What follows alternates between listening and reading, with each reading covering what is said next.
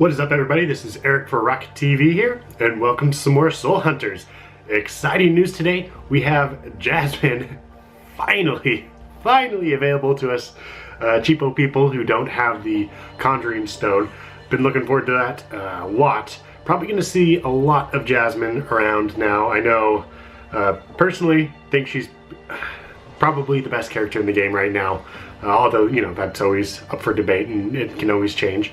But I think a lot of people would be in agreement with me on that point, that she is very powerful, very powerful. So, if you want to get Jasmine, as you can see, she was in the guild store. So, hopefully you have some coins saved up. I didn't really, but just hoping that the guild can get through some guilds real quick.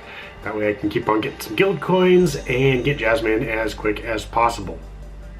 In other news, about halfway through Arachna's equipment quest, that'll be coming up here in just a little bit. Taking it a little bit slow. I don't have any diamonds coming in, or I don't even have a monthly card or anything like that. Kind of trying to do the free-to-play thing for a little bit. See how that works out. So not able to spend a lot on refreshing the heroic stages. The first time you refresh the heroic stage, it costs 20 diamonds. The second time it costs 50 diamonds. Third time it costs 100. I've never done that, so I couldn't tell you what the fourth time costs, but I can only imagine it's like 200 or something like that. You know, it just keeps on going up from there, so pretty ridiculous. Other than that, they did add Portuguese to the languages, so if tu hablo Portuguese, I don't know, terrible at other languages, but if you speak Portuguese, that's pretty cool for you. News for me, I have been not drinking coffee. So, okay, so a little bit of story time here. I don't know if anybody else drinks a lot of coffee, but for the last couple years, I honestly couldn't tell you a day where I didn't have between 2 to 4 cups of coffee, or at least maybe like one day, but there wouldn't be a string of days where I wouldn't have coffee. Like maybe one day I wouldn't have coffee, but for the most part, like almost every day during the week, I have 2 to 4 cups of coffee. And real quick, I got something over here. When I say cups, I mean like actual, I don't know if you can see that. Come on. Okay, well, this is 8 ounces, right? So that's an actual cup. The English language is kind of weird. This is also a coffee cup. Probably figure this is about an average size coffee cup, right? Well, hold on. I got my little science experiment over here. Okay. So we got the cup thing. I don't want to tilt it too much, but it's filled with water in the coffee cup, and then I got my drinking water over here. So my point being is that this coffee cup is actually 2 cups. So because the English language is so amazing, or yeah, it's very interesting. But so this is a cup, right? And this is also a cup, but it's 2 cups, right? So when I say I drink 2 to 4 cups of coffee, I mean these cups. And that's important because some people, I don't know if you're like me, but when some people are like, oh, you know, yeah, I have my 1 cup, you know, right here. Yeah, that's not a cup. That's probably like a quarter or a half a gallon right there, you know. That's ridiculous. So, just putting that into perspective for you. So, me, when I say I haven't drank or had coffee in a while, I mean, I haven't had my 2 to 4 8-ounce cups, right? But moral of the story, I think it takes supposedly about 14 days for your brain to adapt itself to coffee. So what happens is, oh gosh, I wish I would have brought some cliff notes to actually give you some good information. You should look it up on Google. Of course, Google can tell you whatever you want to hear. But your brain releases some, or it changes its structure, its actual makeup when you have coffee regularly. That way, it's when you have the caffeine in the coffee, it will bond to the new parts in your brain that it produces in response to drinking the coffee. And that way, what those things do is it accepts all that caffeine, and then it makes you feel like you're not tired, right? Well, when you're not a regular coffee drinker, then you just have an abundance of that chemical. And gosh, I'm a terrible information person, but you have an abundance of this chemical, so you feel awake, right? When you are a long-time coffee drinker, as soon as you drink it for enough time, then your body changes its structure. So then when you have a lot of coffee, instead you feel, regular. It's a lot the same as some other drugs, and if you like hardcore drugs, probably that's not my thing at all, but some people do that kind of stuff, and then your brain actually has a physiological change in it, so that some addicts to some harder drugs, they don't feel good unless they have those drugs, right?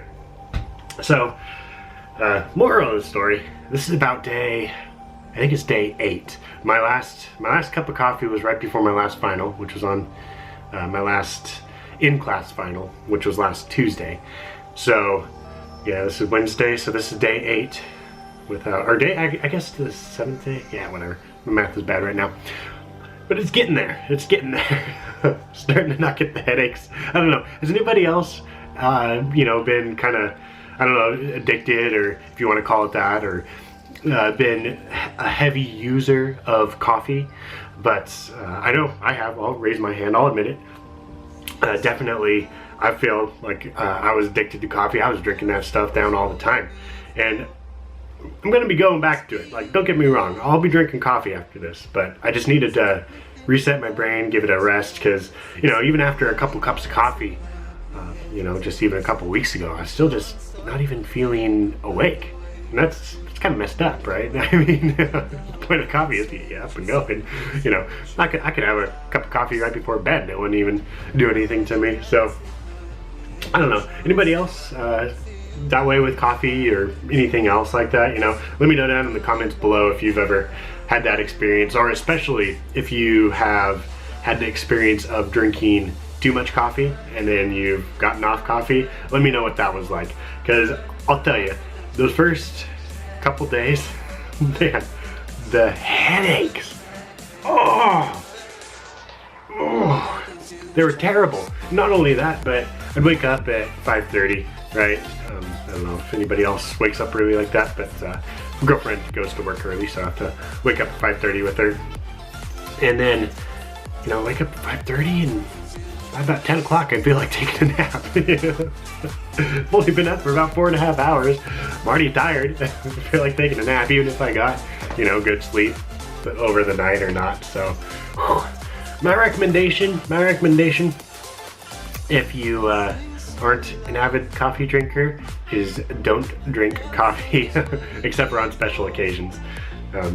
Especially, oh gosh, I could go on about coffee forever. Especially if you don't like black coffee. Myself, I like black coffee, right? Which I figure is, not a terrible drink. I try not to drink as many calories as possible.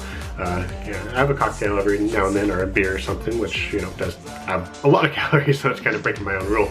But, as far as juices, I don't drink fruit juices or anything like that. Instead, have a piece of fruit, right? Try to, stay away from sodas, pretty much. Don't have any of that cream and sugar in coffees. And that is a big thing I see that people always complain, like, oh, well, why, I'm not having that many calories or whatever and gaining weight. God, this is getting all segued. But if you have a cup of coffee, at Starbucks or something, or Dutch Bros, or wherever your favorite cup of coffee would be is, if you get it and it's not black coffee, if it has cream and sugar, that thing might as well be a milkshake. It's just those have so many calories in them, and that's really bad for your blood sugar levels. If you drink a big old coffee like that all at once, you're gonna spike your blood sugar. Hell, you're gonna give yourself diabetes probably if you do that. But anyways, well, I kind of just been rambling about coffee. Anyways, my point is, happy to see Jasmine in the Guild store. Really cool. So everybody, check out the Guild store if you have access to it. You can join a guild when you're level, I think 30 or something, or 20. I don't know. But as soon as you can join a guild, join it. Around level, I think 50 to 55 is when you can usually start actually completing raids and really getting guild coins, which is what you'll need to pick up Jasmine. So now, at least you don't need to have the conjuring stone to pick up Jasmine. So other than that, again, let me know down in the comments below if you have ever had a little bit too much coffee, or been a avid coffee drinker like myself. Tell me your story. I just gave you my my whole story on that, so let me know down there if that's ever been something that you've done too. Anyways, until next time, this has been Eric for Rocket TV. Thank you all for joining me and listening to this rambling rant.